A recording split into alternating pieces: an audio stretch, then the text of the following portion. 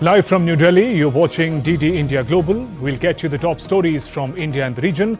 I'm Shubhendu Ghosh, and for news from rest of the world, I'm joined by my colleague Ollie Barrett in London. Good to see you, Ollie. Good to see you, Shubhendu. It's 12:30 p.m. here in London, 1:30 p.m. at the G7 summit in Italy. Coming up in the next half hour, the G7 gets underway. The UK's Labour Party reveals its election manifesto and Euro 2024 predictions. First, the headlines. Prime Minister Narendra Modi to depart for G7 summit in Italy. Summit likely to focus on Ukraine conflict and China.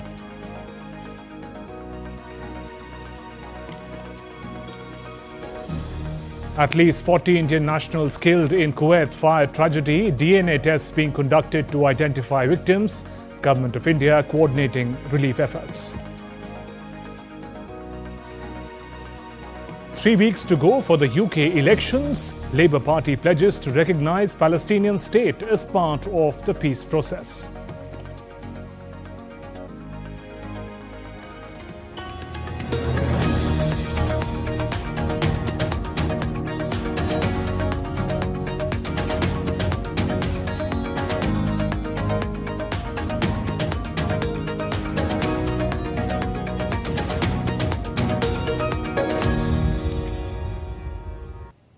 Prime Minister Narendra Modi will leave for the G7 summit in Italy on Thursday, a short while from now. In his outreach, Prime Minister Modi will hold bilateral meetings with Italy's Prime Minister Giorgia Meloni and other world leaders. The G7 is a grouping of the world's 7 most developed economies. It comprises Italy, Germany, Canada, France, the United States, the United Kingdom and Japan. India's Foreign Secretary Vinay Mohan Kwatra has said in New Delhi on Wednesday that the issue of cross-border terrorism will be raised at the highest level at the G7 summit. So far as the issue of terrorism is concerned and the nature of cross-border terrorism that India faces, I'm sure that in terms of the challenges that such instances pose to the general peace and stability in the region, they would suitably figure in Prime Minister's bilateral conversation as and when it is necessary, depending upon the agenda of bilateral discussions. And DD India correspondent Amritpal Singh joins us live from Italy. Amrit, as Prime Minister Narendra Modi engages with leaders of the developed nations, what are the expectations from India and the larger global south? Well, India has come to represent the voice of the global south, both at the G20, which was held in Delhi, the last G20 in New Delhi declaration that was clearly prominently there, and also when the voice of the global south conference was held in G20, also the G7, all the G7 countries were there. So the Prime Minister, when he makes an intervention during the outreach session, the expectation from India is especially of the larger global south, because there are a sizable number of countries from the global south who are invited here as partner countries from Africa. That the Prime Minister raises the aspirations, concerns, needs in front of the G7, which is, as you said, is the organization or is a grouping of the 7 most developed countries of the world. So basically a strong message from the global south or the developing world to the developed world that unless you factor in the concerns of the global south, you cannot really find answers to the challenges facing the world today, as 2/3 of the population of the world lives in the global south. So I think these are the expectations from Prime Minister Modi and India at the G7 summit. And also the issue of cross-border terrorism would be important priority for India, especially in view of the past and the recent incidents in Jammu and Kashmir. That's right. You know, every country raises its concerns. What happens is there are 5 outreach sessions ranging from food security to artificial intelligence to counter-terrorism. So, you know, as the Foreign Secretary yesterday said while he was briefing the media in Delhi that, you know, the Prime Minister is expected to raise this issue because this is something which concerns, of course, India directly, but also has the potential to destabilize the region. With the world already, you know, having conflicts both in West Asia and in the Ukraine-Russia conflict in Europe, cannot afford further destabilization in other parts of the world. So I think it is something and which cannot be, you know, really fought in silos. So I think the Prime Minister would want to garner support, clear support that terrorism under whatever name cannot be justified and the world must stand united, and he's expected to make that pitch to all countries, not just the G7 but using the G7 forum to send out the message to the larger world to come together on this issue. Amrit, thank you for those updates. And staying with the developments at the G7 summit, G7 leaders are congregating in Italy. Let's turn to Ollie Barrett in London for more on this and other stories making headlines around the world. Ollie, the road ahead in the Ukraine conflict likely to be high on agenda as far as the G7 summit is concerned. Right up there on the top of the agenda, Shibendu, yes. And they will also attempt to offer a united face in confronting China's political and economic ambitions. Italian Prime Minister Giorgia Meloni has officially kicked off the G7 summit in Borgo Egnazia. The Gaza crisis also likely to be towards the top of the agenda as well. And discussions will include migration and artificial intelligence. The annual summit runs until the 15th of June.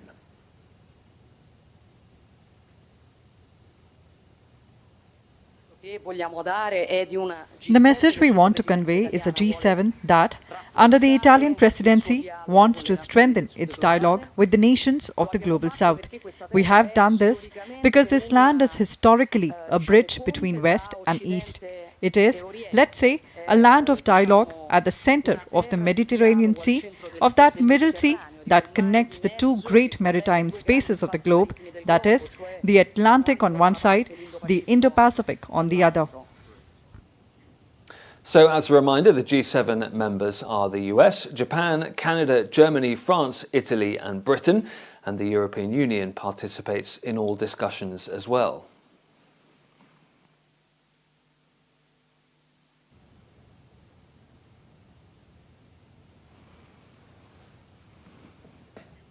White House National Security Advisor Jake Sullivan says that during his visit, the US President Joe Biden will urge fellow leaders to support ceasefire negotiations and encourage Hamas to accept a proposal backed by Israel with regards to the crisis in Gaza. Sullivan is stressing that Israel is standing behind the ceasefire proposal that Joe Biden outlined in a May the 31st speech, adding that he had heard no Israeli leader challenge that deal.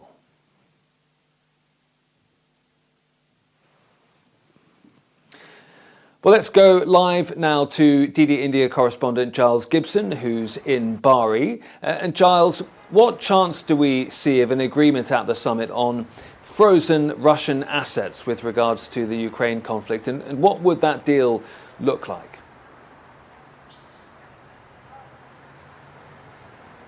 Ollie, there's a strong chance that the leaders have actually already reached a political agreement when it comes to that $50 billion loan that will be backed up against frozen Russian assets in the West. We've heard from an anonymous French official speaking to reporters saying that the money will reach Kyiv by the end of 2024.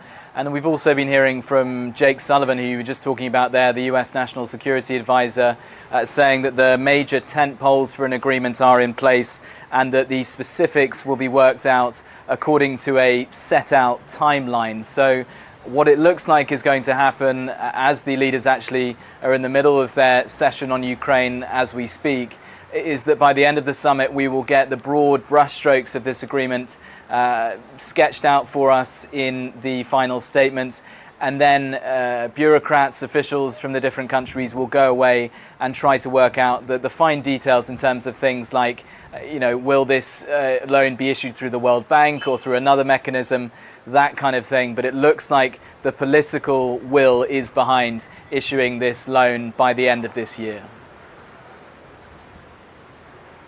And Giles, does it matter that several of the G7 leaders who are in attendance are arguably in weakened positions domestically?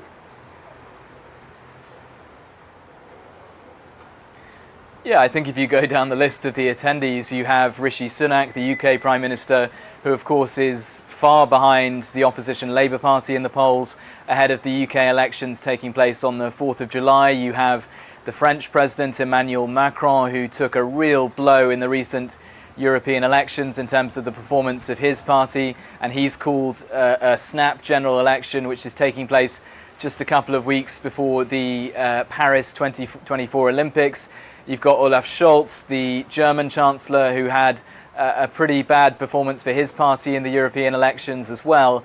But I think it is also interesting to draw a comparison with Giorgia Meloni, the Italian Prime Minister, whose Brothers of Italy party had a very strong performance in the European election, topping the polls here in Italy. And this is also for her really the culmination of this G7 presidency for Italy, the moment when she's hosting some of the most powerful people in the world, including the US President Joe Biden.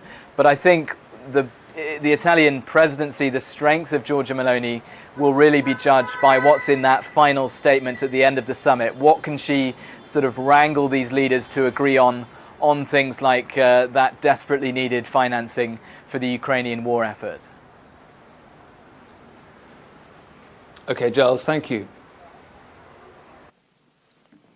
British opposition Labour leader Keir Starmer has unveiled his party's agenda for government, pitching to voters ahead of the July the 4th election. Starmer says his party would bring a long-term and strategic approach to managing relations with China if it wins the national elections here.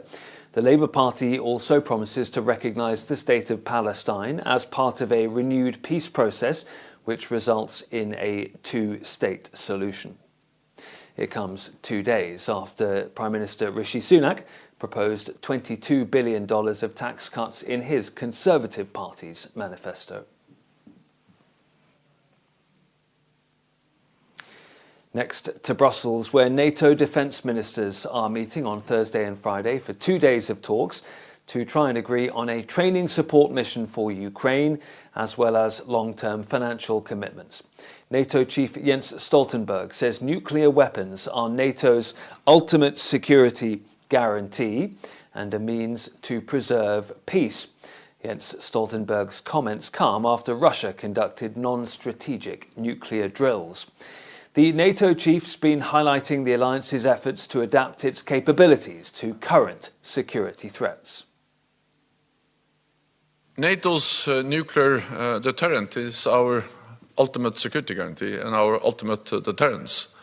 And this is something which is developed over many years, the nuclear sharing arrangements, where the United States has nuclear weapons in Europe, but where allies are providing the planes, the storage, the command and control, the support to make this an effective and secure part of NATO's total deterrence and defense.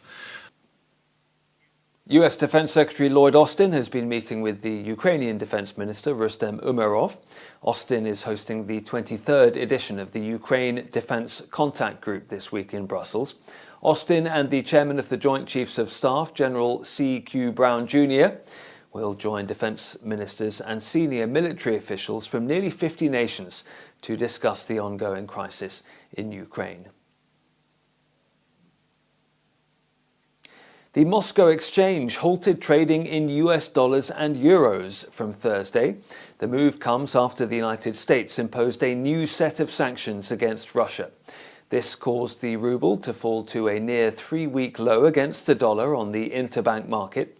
The US dollar and euro will be suspended for forex and precious metals trading. There will be no trading either on equity and bond, money and standardized OTC derivatives markets in US dollars or euros. The Central Bank of Russia has been trying to reassure people that their dollar and euro bank deposits are secure. DD India's Dasha Chernyshova reports from Moscow.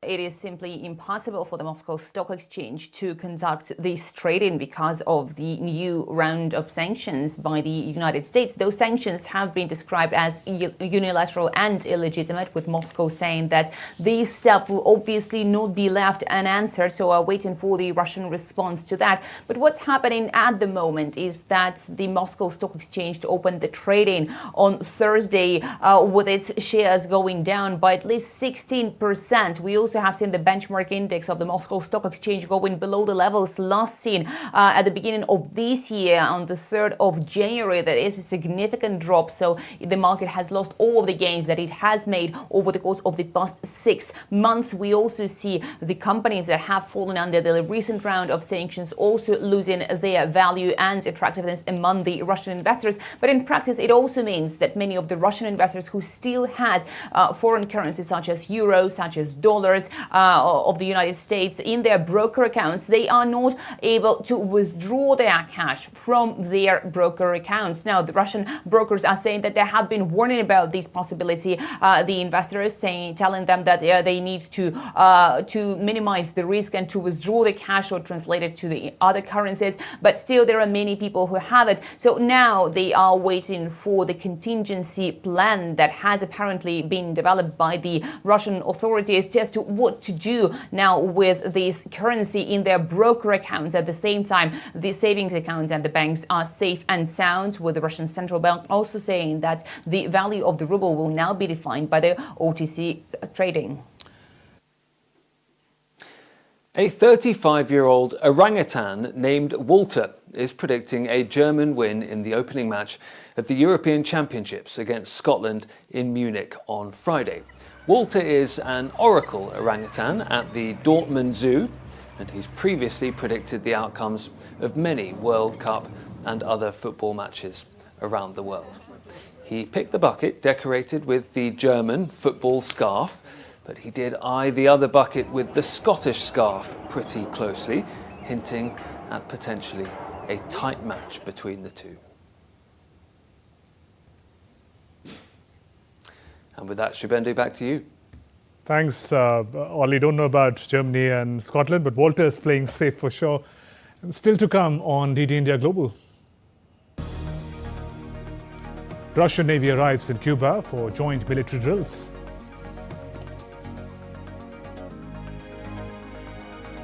Armenians protest against Prime Minister Pashinyan's policies.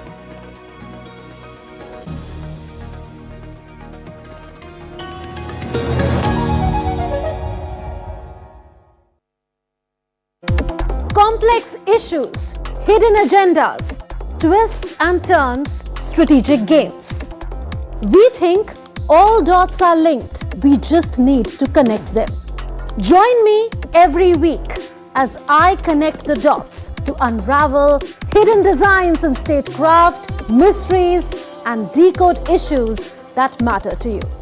Watch Connecting the Dots with me at these times on DD India.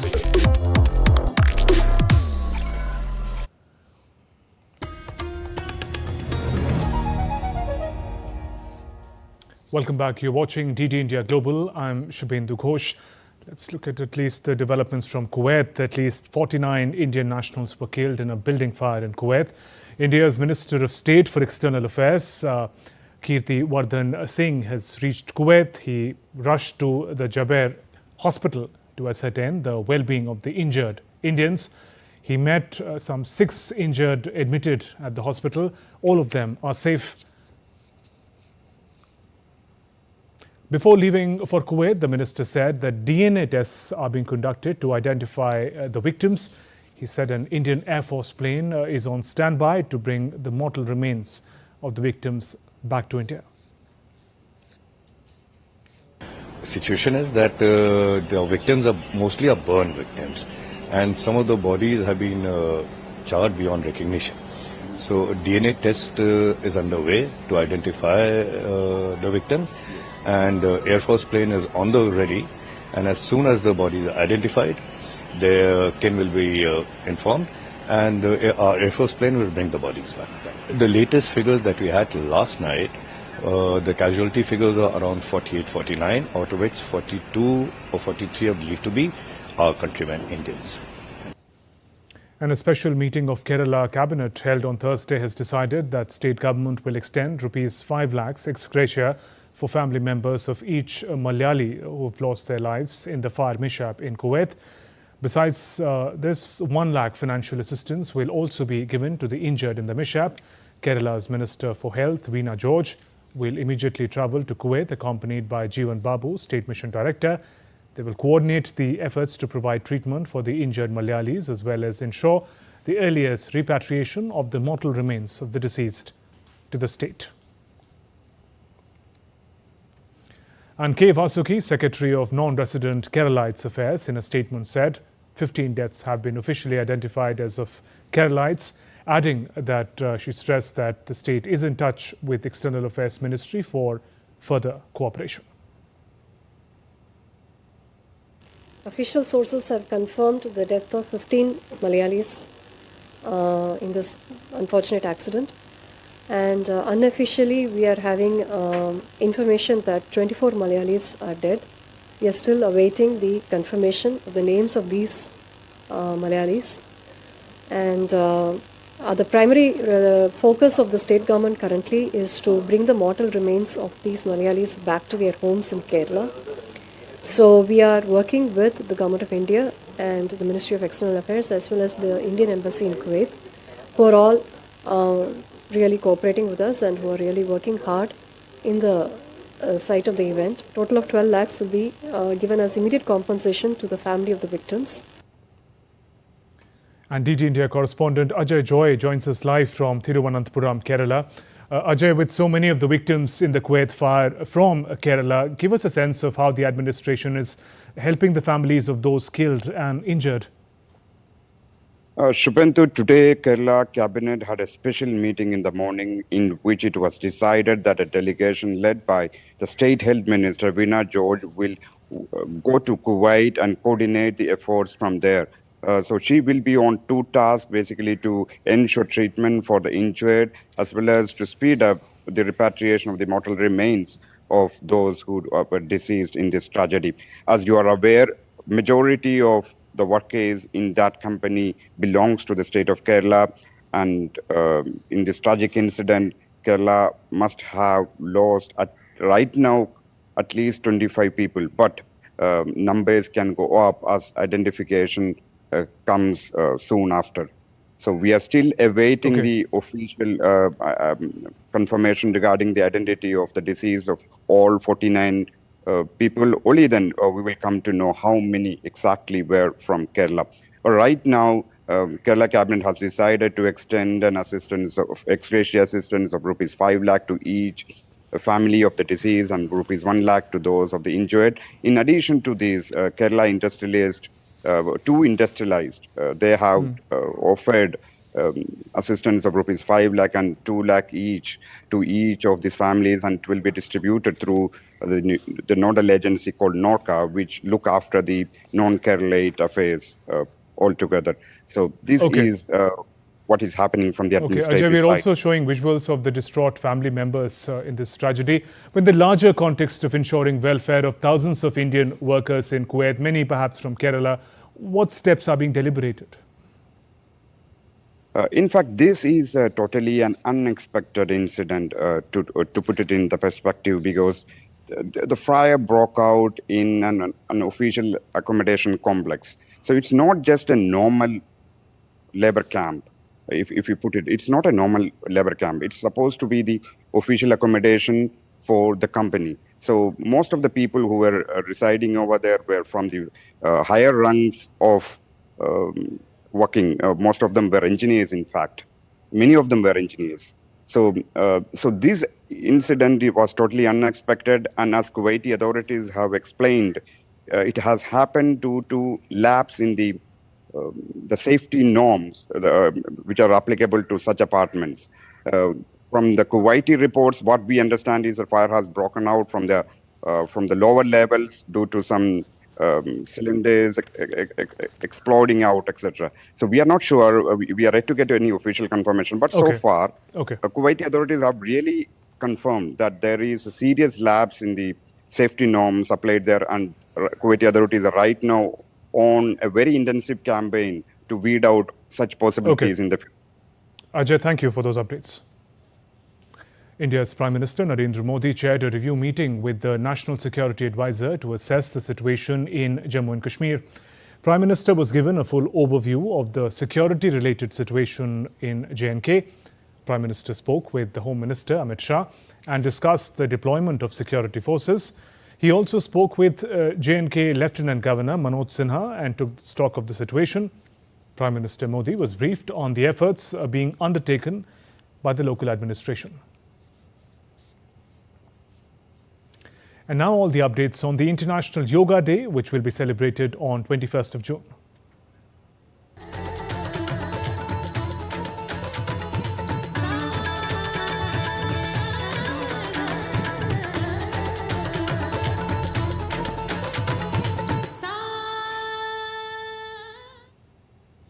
On the occasion of International Yoga Day on 21st June, pre-yoga practice programs are being organized in different parts of Uttarakhand. As countdown to the upcoming Yoga Day, a live streaming program took place in Champawat district in Uttarakhand. The program was organized by the Ayush and Unani department. Some 200 people, including locals, ITBP personnel and officials of various departments, participated in the program. Let's now turn to other stories making news around the world. In what is termed by the US and others as Russia's show of power, a Russian naval frigate and a nuclear-powered submarine arrived at the Havana harbor ahead of joint military drills. The US Navy says it will monitor the exercises. Reacting to a peace treaty with Azerbaijan, Armenian protesters took to streets against Prime Minister Nikol Pashinyan's policies and demanding his resignation. In the ensuing clash, 17 police officers and 79 civilians were injured, while 98 civilians were detained. Firefighters and rescue teams worked to save a Pekingese puppy trapped in townhouse vent. The puppy, named Archie Bean, was stuck in a vent for 3 hours after falling from an open floor vent. The puppy was rescued by drilling a hole in the ceiling with the help of a small camera in the duct. Elbow in right here. So this is the elbow right here. This whole community is on edge trying to figure out when this dog is going to be okay. There it is. Can you see him or no? No. Can you turn his camera? You're right on his face. Yeah, there we go. Oh, my baby. Come on, it's okay. There you go. Here we go. Where's mom? Oh, my baby. Stay safe, little one. That's all for this edition of DD India Live. Let us know your thoughts on the news of the day. For those on the go, you can get all the latest news and updates from India and across the world on DD India mobile app. The app is available on both Android and iOS platforms. Scan this QR code on your screens to download now. We'll be back with more news as it breaks here on DD India. I'm Shubhendu Ghosh from all of us here in Delhi. Thanks for watching DD India Global. Namaskar.